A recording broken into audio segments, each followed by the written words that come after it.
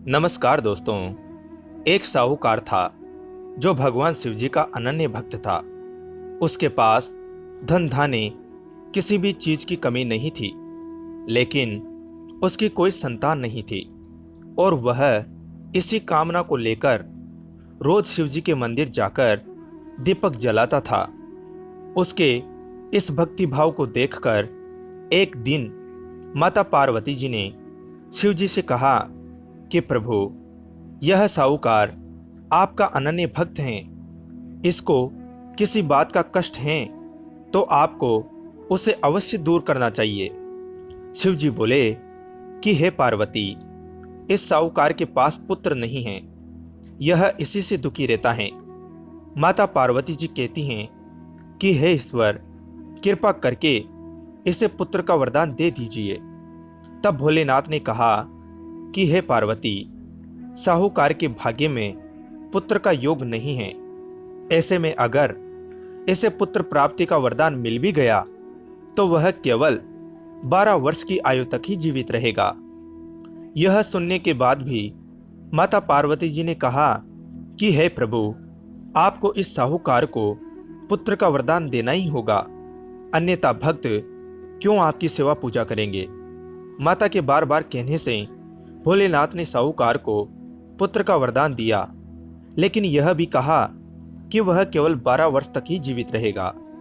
साहूकार यह सारी बातें सुन रहा था, इसलिए उसे न तो खुशी हुई और न ही दुख। वह पहले की ही तरह भोलेनाथ की पूजा अर्चना करता रहा। उधर सेठानी गर्भवती हुई और 9वें महीने उसे सुंदर से बालक की प्राप्ति हुई। परिवार में खूब हर्षोल्लास मनाया गया, लेकिन साहूकार पहले की ही तरह रहा और उसने बालक की 12 वर्ष की आयु का जिक्र किसी से भी नहीं किया।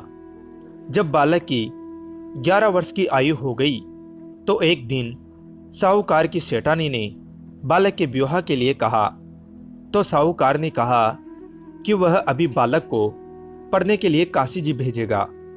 इसके बाद उसने बालक के मामा जी को बुलाया और कहा कि इसे काशी पढ़ने के लिए ले जाओ और रास्ते में जिस भी स्थान पर रुकना वहां यज्ञ करते और ब्राह्मणों को भोजन कराते हुए आगे बढ़ना।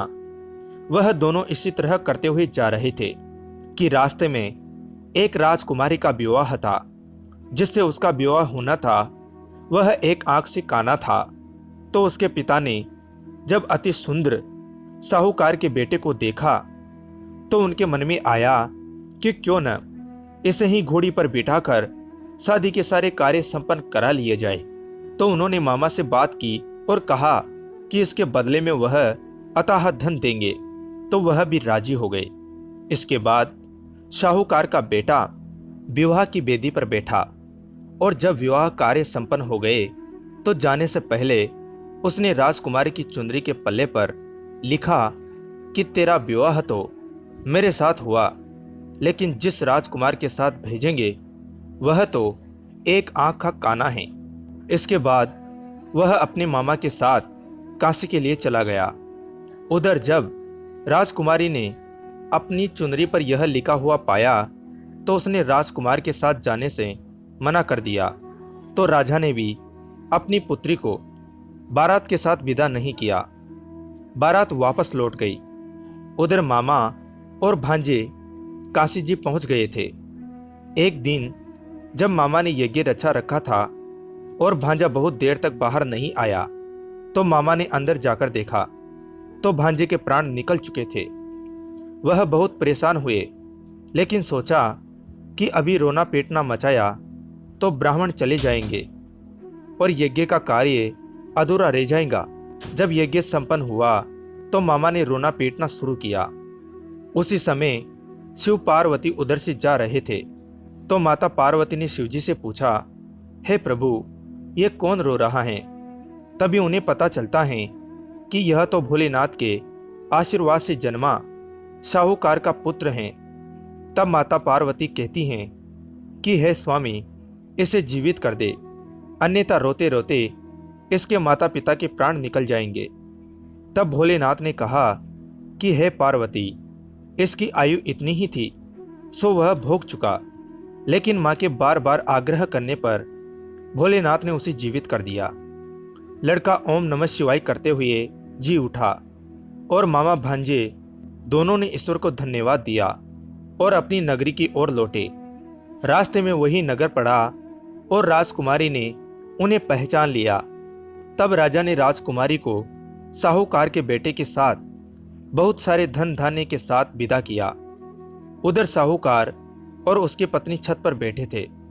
उन्होंने यह प्रण कर रखा था कि यदि उनका पुत्र सकुशल न लौटा तो वह छत से कूदकर अपने प्राण त्याग देंगे। तभी लड़के के मामा ने आकर साहूकार के बेटे और बहू के आने का समाचार सुनाया, लेकिन वे नहीं माने। तो मामा ने शपथ पूर्वक कहा। तब तो दोनों को विश्वास हो गया और दोनों ने अपने बेटे बहू का स्वागत किया। उसी रात साहूकार को स्वप्न में शिवजी ने दर्शन दिया और कहा कि तुम्हारे पूजन से मैं प्रसन्न हुआ।